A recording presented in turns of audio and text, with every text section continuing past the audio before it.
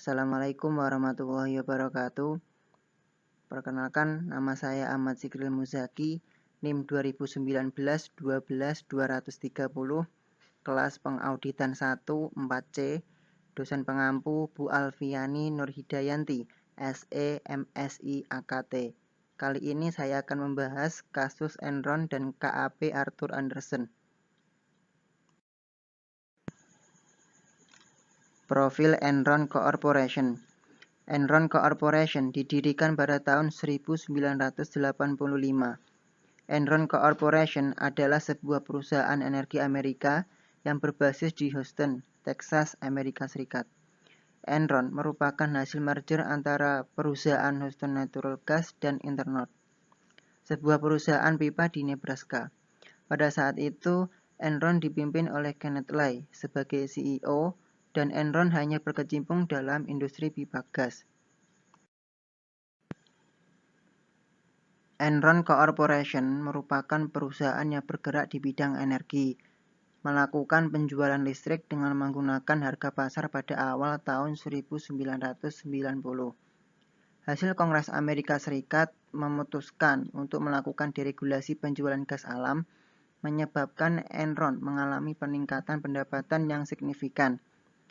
Enron merupakan penjual gas alam terbesar pada tahun 1992 di Amerika Utara. Kontrak penjualan Enron menghasilkan laba sebelum pajak sebesar 122 juta dolar Amerika, penyumbang kedua terbesar dalam laba usaha perusahaan. Dalam upaya untuk memperluas pertumbuhan bisnis, Enron menerapkan strategi bisnis diversifikasi. Enron memiliki dan mengoperasikan berbagai aset meliputi gas pipelines, electricity plant, pulp and paper plant, water plant, and broadband service. Perkembangan pesat Enron menyebabkan harga saham perusahaan Enron mengalami kenaikan sebesar 311% dari awal tahun 1990 sampai akhir tahun 1998. Pada tahun 1999, harga saham mengalami kenaikan sebesar 56%, dan pada tahun 2000 sebesar 87% kenaikannya. Harga saham per lembar perusahaan sebesar 83,13 dolar Amerika. Dari hasil survei majalah Fortune tentang Most Admired Company, Enron dinobatkan sebagai the most innovative company di Amerika. Sekarang profil KAP Arthur Andersen. KAP Arthur Andersen adalah perusahaan jasa akuntansi yang berbasis di Chicago, Illinois, Amerika Serikat. Perusahaan ini didirikan oleh Arthur Andersen pada tahun 1913. Kantor akuntan publik tersebut termasuk dalam The Big Five bersama PricewaterhouseCoopers, Deloitte, Ernst & Young, dan KPMG.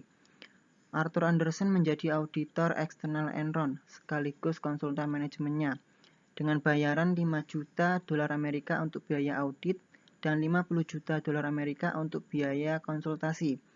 Inilah yang menyebabkan konflik kepentingan di tubuh Arthur Andersen sendiri, karena pembayaran atas jasa yang dilakukannya terlampau besar, sehingga memunculkan sifat kurang independensi dalam proses pengauditan laporan keuangan Enron.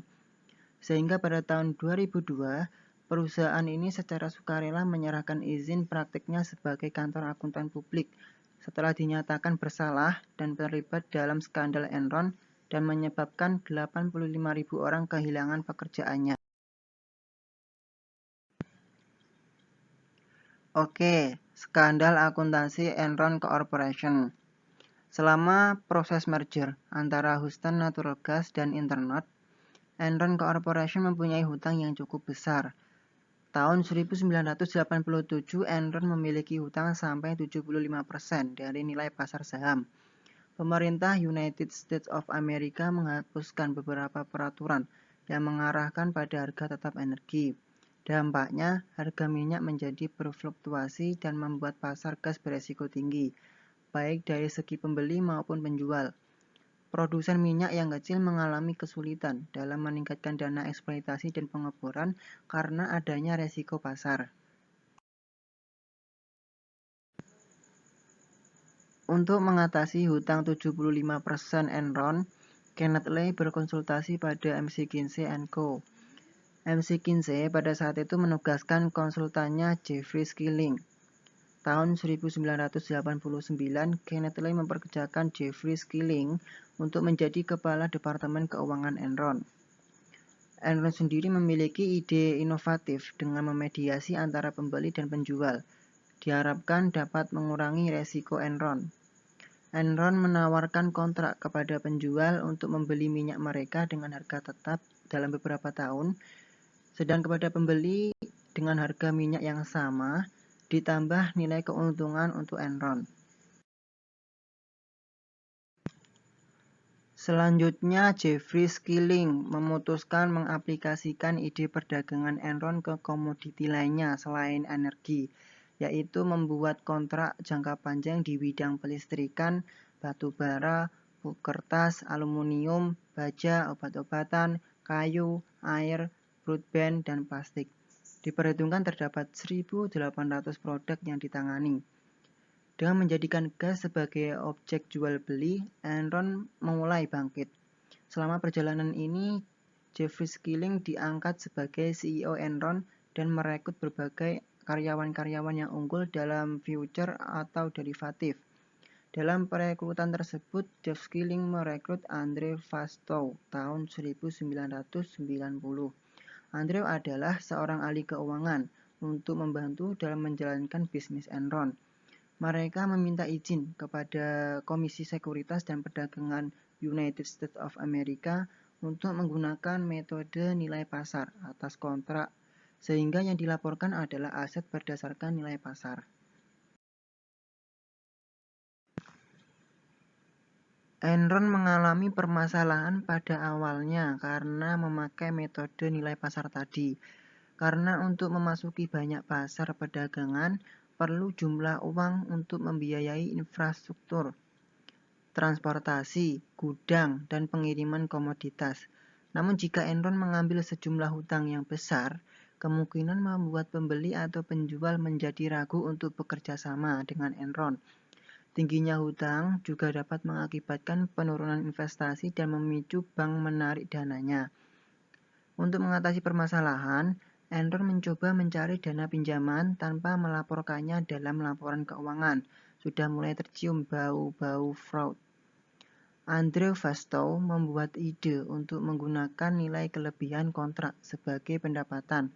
Andrew dan KAP Arthur Andersen bekerja sama dan menyiapkan Serial Limited Partnership atau perusahaan rekanan terbatas yang disebut Special Purpose Entities atau SPA. Selanjutnya, aturan akuntansi memungkinkan bahwa perusahaan dapat tidak mencantumkan Special Purpose Entities pada laporan keuangan, asalkan terdapat suatu pihak yang dapat mengontrol penyelenggaraannya serta memiliki setidaknya 3% nilai Special Purpose Entity. Pada tahun 1999, Enron mendirikan 3 SPA, yaitu Seuco Investment LP, LGM Cayman LP, dan LGM2 CV Investment. Pada tahun 2000, Enron mengumumkan bahwa perusahaannya berhasil memperoleh pendapatan bersih setelah pajak sebesar 1,01 miliar dolar Amerika. Selanjutnya, Enron menempatkan sahamnya sebesar 62 juta dolar Amerika ke dalam 3 SPA tersebut. Entitas untuk tujuan khusus ini kemudian mengajukan sejumlah besar hutang dengan saham Enron sebagai penjaminnya. Uang yang dipinjam ini diakui sebagai pembelian nilai lebih kontrak dan dicatat sebagai uang pendapatan penjualan, meskipun sebenarnya adalah hutang. Entitas juga mengambil alih sejumlah besar hutang Enron. Andrew Fastow juga nama fiktif seperti Seuco, JD, Talon, Condor, dan Raptor, dan yang lainnya dengan membayarkan miliaran dolar sebagai gaji dan pendapatan atas 3% kepemilikan entitas. Karena tidak dilaporkan, maka pemegang saham percaya bahwa Enron tidak mengalami lonjakan hutang. Mereka juga percaya bahwa Enron menghasilkan lagi yang baik serta mengalami peningkatan tiap tahunnya. Oke, sekarang siapa sih Sharon Watkins? Ia adalah wakil presiden yang bekerja di Enron mulai 1993. Sharon menyadari bahwa meskipun harga saham cukup tinggi sehingga nilai lebih dapat digunakan untuk menutupi hutang entitas khusus, namun Sharon tahu ketika harga saham turun memicu tidak solvable-nya entitas dan mengembalikan hutang pada laporan keuangan Enron. Setelah pertengahan tahun 2001, harga saham Enron menurun dari nilai tertingginya $80 Amerika per saham. Akuntan Enron berusaha menarik kembali hutang dan aset pada entitas khusus. Sharon Watkins khawatir akan meningkatan resiko. Pada Juli 2001, harga saham Enron jatuh ke $47 Amerika per saham. Jeffrey Skilling tiba-tiba mengundurkan diri sebagai presiden dan CEO dengan alasan pribadi. Sharon Watkins pada 22 Agustus secara pribadi menemui Kenneth Lay dan bagian hukum untuk mengirimkan 6 halaman surat yang menjelaskan ketidakberesan terkait entitas khusus dan memperingatkan mereka.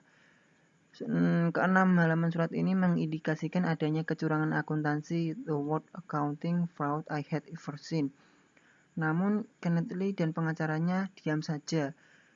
Ia malah mengumumkan pada pekerja dan investor bahwa pertumbuhan Enron di masa mendatang baik dan menganjurkan pada investor untuk menanamkan saham di Enron. Lebih parahnya lagi, Kenneth Lay dan eksekutifnya menjual secara diam-diam saham mereka. Sharon Watkins juga menghubungi temannya di Arthur Andersen untuk berdiskusi permasalahannya kepada kepala auditor. Namun tidak dilakukan temannya Sharon tersebut.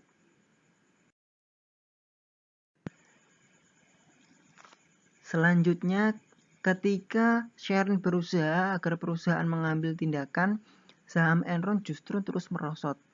Pada 12 Oktober 2001, Enron mengumumkan mengambil alih hutang dan aset entitas khusus. Hal ini menurunkan $544 juta Amerika atas laba dan mengurangi nilai ekuitas pemegang saham 1,2 miliar. Seminggu berikutnya, 22 Oktober, Komisi Sekuritas mengumumkan akan menginvestigasi entitas tujuan khusus Enron. Hari berikutnya, 23 Oktober, Andrew Fastow diberhentikan. Pada tanggal 8 November 2001, Enron mengumumkan akan melaporkan ulang semua laporan keuangan sejak tahun 1997. Laporan ulang tersebut diperkirakan menurunkan ekuitas pemegang saham sebesar 2,1 miliar dolar Amerika dan meningkatkan hutang 2,6 juta dolar Amerika. Karena hutangnya bertambah 2,6 juta dolar Amerika, terjadilah penurunan nilai rating investasi perusahaan yang disebabkan hutangnya yang terlalu besar, yang sebelumnya tidak tercatat dalam neraca atau off balance sheet, kemudian diklasifikasikan ulang sehingga tercatat dalam neraca on balance sheet. Hutangnya tidak hanya sebesar 13 juta dolar Amerika, tetapi bertambah hingga sebesar 38 juta dolar Amerika. Klasifikasi ulang dilakukan karena terdapat banyak Special Purpose Entity atau SPES dan kerjasama yang tidak tercatat dalam neraca yang memiliki banyak utang. Terjadilah ketidakcocokan saat dilakukan konsolidasi ulang, yang kemudian menyebabkan nilai ekuitas perusahaan jatuh. Dibandingkan dengan harga saham Enron pada bulan Agustus 2000 yang masih berharga $90 Amerika per lembar, jatuh hingga tidak lebih dari 45 sen dolar Amerika. Artinya harga saham Enron terjungkal hingga 1/200 dan perusahaan kolaps atas kebangkrutan. Akibat bangkrut, simpanan dana pensiun 1 miliar dolar Amerika milik 7.500 karyawan amblas, hilang karena manajemen Enron menanamkan dana tabungan karyawan untuk membeli sahamnya sendiri. Pelaku pasar modal kehilangan 32 miliar dolar Amerika. Enron memanipulasi angka-angka laporan keuangan agar tampak menarik di mata investor dan dianggap memiliki kinerja yang baik. Padahal tidak. Tak tanggung-tanggung, manajemen Enron telah menggelembungkan atau markup pendapatannya sebesar 600 juta dolar Amerika dan telah menyembunyikan hutangnya sebesar 1,2 miliar dolar Amerika dengan teknik off balance sheet. Oke, selanjutnya keterlibatan KAP Arthur Andersen. KAP Arthur Andersen selain mengaudit laporan keuangan Enron, juga sebagai konsultan manajemen Enron. Ketika Andre Fasto menjabat sebagai CEO Enron, membuat ide untuk menggunakan nilai kelebihan kontrak sebagai pendapatan. KAP Arthur Andersen bekerja sama dan menyiapkan serial limited partnership yang disebut Special Purpose Entities. Entitas untuk tujuan khusus ini mengajukan sejumlah hutang dengan saham Enron sebagai penjaminnya. Uang yang dipinjam ini diakui sebagai pembelian nilai lebih kontrak dan dicatat sebagai uang pendapatan penjualan, meskipun sebenarnya adalah hutang. Entitas ini juga mengambil alih sejumlah hutang besar Enron. Oleh karena uang pinjaman yang diakui sebagai pendapatan penjualan tadi, para pemegang saham percaya bahwa Enron tidak mengalami lonjakan hutang karena hal ini tidak dilaporkan ke publik. Mereka percaya bahwa Enron menghasilkan laba yang baik dan mengalami peningkatan tiap tahunnya. Hal ini diperkuat dengan pernyataan KAP Arthur Andersen bahwa laporan Enron adalah akurat. Board of Director terdiri dari Dewan Direktur, Direktur Eksekutif, dan Direktur Non-Eksekutif membiarkan kegiatan-kegiatan bisnis tertentu mengandung unsur konflik kepentingan dan mengizinkan terjadinya transaksi-transaksi berdasarkan informasi yang hanya bisa diakses oleh pihak dalam perusahaan atau insider trading, termasuk praktek akuntansi dan bisnis tidak sehat sebelum hal tersebut terungkap kepada publik. Selanjutnya keterlibatan KAP Arthur Andersen karena Enron melakukan markup pada pendapatan dan menyembunyikan utangnya senilai jutaan dolar Amerika tadi tidak bisa dilakukan oleh sembarangan orang. Diperlukan keahlian akrobatik yang tinggi dari para profesional yang bekerja atau disewa oleh Enron untuk menyulap angka-angka laporan keuangan tadi. Auditor Enron atau KAP Arthur Andersen, kantor Houston, kantor akuntan publik kelas dunia, dipersalahkan karena ikut membantu proses rekayasa keuangan tingkat tinggi itu, sehingga manipulasi berlangsung selama bertahun-tahun. Perlu diketahui, Enron merupakan salah satu perusahaan besar pertama yang melakukan outsourcing secara total atas fungsi internal audit perusahaan. Dapat dilihat dari 1. Mantan Chief Audit Eksekutif Enron, Kepala Internal Audit, semula adalah partner KAP Andersen yang ditunjuk sebagai akuntan publik perusahaan. 2. Direktur Keuangan Enron berasal dari KAP Andersen. 3. Sebagian besar staf accounting Enron berasal dari KAP Andersen. Untuk lebih jelasnya keterlibatan KAP Arthur Andersen, pada awal tahun 2001, partner KAP Andersen melakukan evaluasi terhadap kemungkinan mempertahankan atau melepaskan Enron sebagai klien perusahaan, mengingat resiko yang sangat tinggi berkaitan dengan praktek akuntansi dan bisnis Enron. Dari hasil evaluasi, diputuskan untuk tetap mempertahankan Enron sebagai klien KAP Andersen. Salah seorang eksekutif Enron atau Sharon Watkins dilaporkan telah mempertanyakan praktek accounting perusahaan yang dinilai tidak sehat dan mengungkapkan kekhawatiran berkaitan hal tersebut kepada CEO dan partner KAP Andersen pada pertengahan 2001.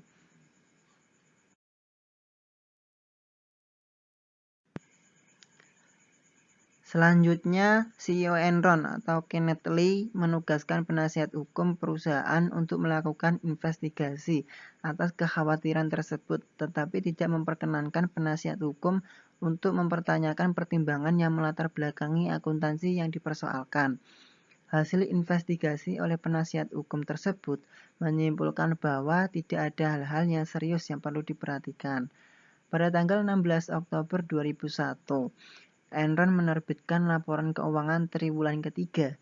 Dalam laporan itu disebutkan bahwa laba bersih Enron telah meningkat menjadi 393 juta dolar Amerika, naik 100 dolar juta Amerika dibandingkan periode sebelumnya.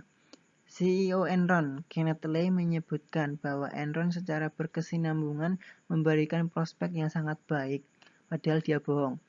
Dia juga tidak menjelaskan secara rinci tentang pembebanan biaya akuntansi khusus, special accounting charge atau expense, sebesar 1 miliar dolar Amerika yang sesungguhnya menyebabkan hasil aktual pada periode tersebut menjadi rugi 644 juta dolar Amerika.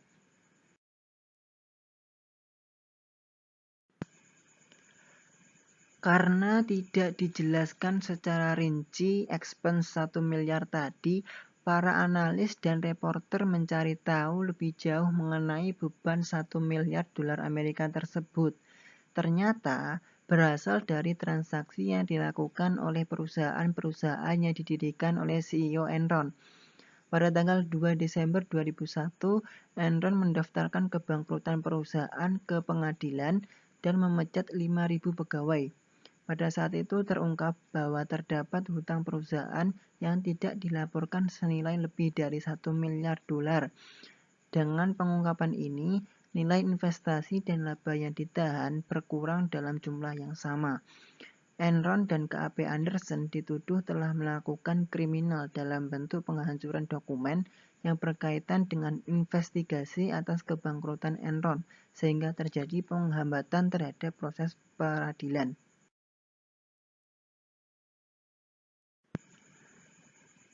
Selanjutnya, akhir dari kasus Enron dan KAP Arthur Andersen. Pada tanggal 2 Desember 2001, Enron mendaftarkan kebangkrutan perusahaan ke pengadilan dan memecat 5.000 pegawai. KAP Andersen diberhentikan sebagai audit Enron pada pertengahan Juni 2002. Sementara KAP Andersen menyatakan bahwa penugasan audit oleh Enron telah berakhir pada saat Enron mengajukan proses kebangkrutan pada 2 Desember 2001. CEO Enron, Kenneth Lee, mengundurkan diri pada tanggal 2 Januari 2002, akan tetapi masih dipertahankan posisinya di Dewan Direktur Perusahaan. Pada tanggal 4 Februari, Kenneth Lee mengundurkan diri dari Dewan Direktur Perusahaan. Tanggal 28 Februari, KAP Anderson menawarkan ganti rugi 750 juta US dollar untuk menyelesaikan berbagai gugatan hukum yang diajukan kepada KAP Anderson.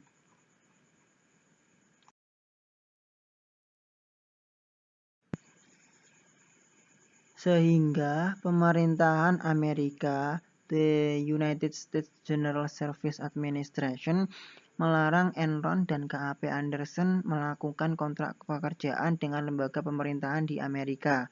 KAP Anderson terus menerima konsekuensi negatif dari kasus Enron berupa kehilangan klien, pembelotan afiliasi yang bergabung dengan KAP yang lain, dan pengungkapan yang meningkat mengenai keterlibatan pegawai KAP Anderson dalam kasus Enron.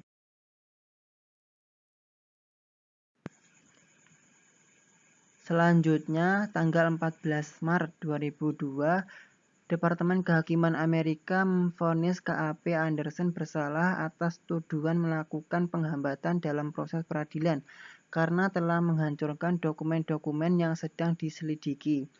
Tanggal 22 Maret 2002, mantan Ketua Federal Reserve Paul Volcker yang direkrut untuk melakukan revisi terhadap praktek audit dan meningkatkan kembali citra KAP Anderson, mengusulkan agar manajemen KAP Anderson yang ada diberhentikan dan membentuk suatu komite yang diketuai oleh Paul Volcker sendiri untuk menyusun manajemen baru. Tanggal 26 Maret 2002, CEO Anderson mengundurkan diri dari jabatannya. Selanjutnya, tanggal 8 April 2002, seorang partner KAP Anderson, David Duncan, yang bertindak sebagai penanggung jawab audit Enron, mengaku bersalah atas tuduhan melakukan hambatan proses peradilan dan setuju untuk menjadi saksi kunci di pengadilan bagi kasus KAP Anderson dan Enron. Tanggal 9 April 2002, Jeffrey mengumumkan pengunduran diri sebagai Presiden Chief Operating Officer Enron yang berlaku efektif 1 Juni 2002. Tanggal 15 Juni 2002, juri federal di Houston menyatakan KAP Anderson bersalah telah melakukan hambatan terhadap proses peradilan. Setelah kasus Enron terkuak oleh publik, menyebabkan dicabutnya izin KAP Arthur Andersen oleh Otoritas Keuangan Amerika Serikat, tidak lama setelah kasus Enron terjadi kasus seperti Tyco, Global Crossing, WorldCom, Sirocop, dan lain-lain, yang mana semua terjadi mencemarkan nama baik profesi akuntan publik yang seharusnya independen. Atas dasar tersebut, Parlemen Amerika Serikat pada tanggal 23 Januari 2001 mengeluarkan ketentuan di bidang jasa akuntan publik yang terkenal sebagai Sarbanes-Oxley Act.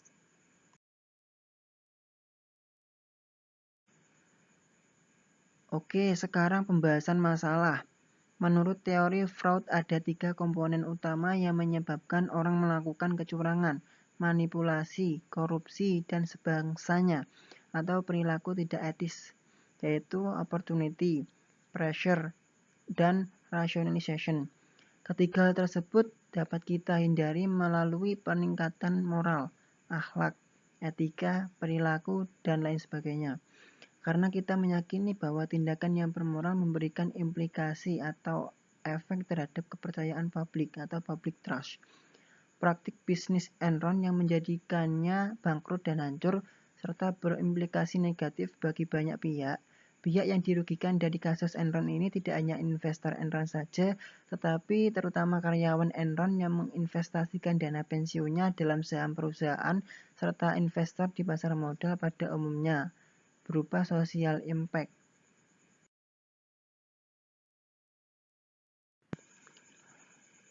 Bayangkan, miliaran dolar kekayaan investor terhapus seketika dengan meluncurnya harga saham berbagai perusahaan di bursa efek. Jika dilihat dari agensi teori atau teori agensi, Anderson sebagai KAP mencederai kepercayaan dari pihak stakeholder atau prinsipal untuk memberikan suatu fairness information mengenai pertanggungjawaban dari pihak agen dalam mengemban amanah dari prinsipal. Pihak agen dalam hal ini, manajemen Enron, telah bertindak secara rasional untuk kepentingan dirinya atau self-interest oriented dengan melupakan norma dan etika bisnis yang sehat. Lalu apa yang dituai oleh Enron dan KAP Arthur Andersen dari sebuah ketidakjujuran, kebohongan atau praktik bisnis yang tidak etis, yaitu sebuah hutang dan sebuah kehancuran yang menyisakan penderitaan bagi banyak pihak di samping proses peradilan dan tuntutan hukum.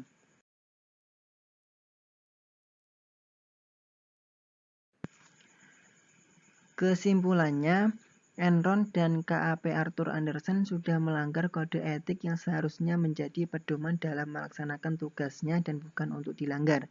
Yang menyebabkan kebangkrutan dan keterpurukan pada perusahaan Enron adalah auditor Arthur Andersen, satu dari 5 perusahaan akuntansi terbesar yang merupakan kantor akuntan Enron. Keduanya telah bekerja sama dalam memanipulasi laporan keuangan sehingga merugikan berbagai pihak, baik pihak eksternal seperti para pemegang saham dan pihak internal yang berasal dari dalam perusahaan Enron. Enron telah melanggar etika dalam bisnis dengan tidak melakukan manipulasi-manipulasi guna menarik investor. Sedangkan Arthur Andersen yang bertindak sebagai auditor pun telah melanggar etika profesinya sebagai seorang akuntan. Arthur Andersen telah melakukan kerjasama dalam memanipulasi laporan keuangan Enron. Hal ini jelas Arthur Andersen tidak bersikap independen sebagaimana yang seharusnya sebagai seorang akuntan.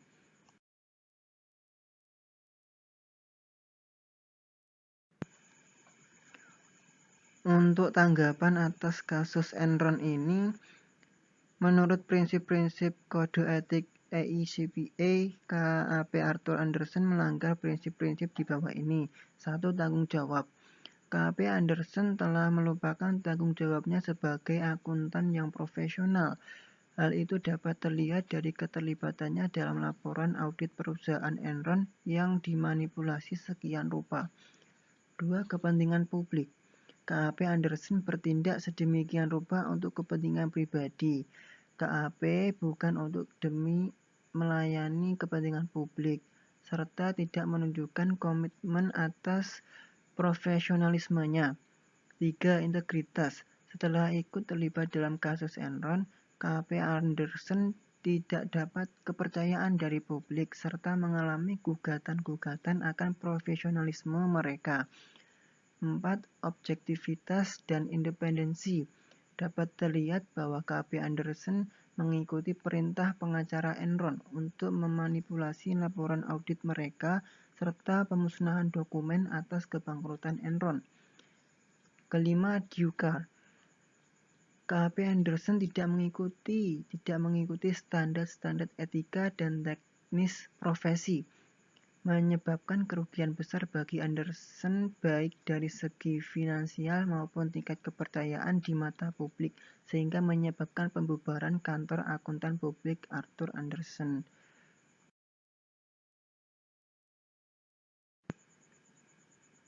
Demikianlah penjelasan tentang kasus Enron dan KAP Arthur Andersen. Apabila ada kesalahan mohon maaf. Wassalamualaikum warahmatullahi wabarakatuh.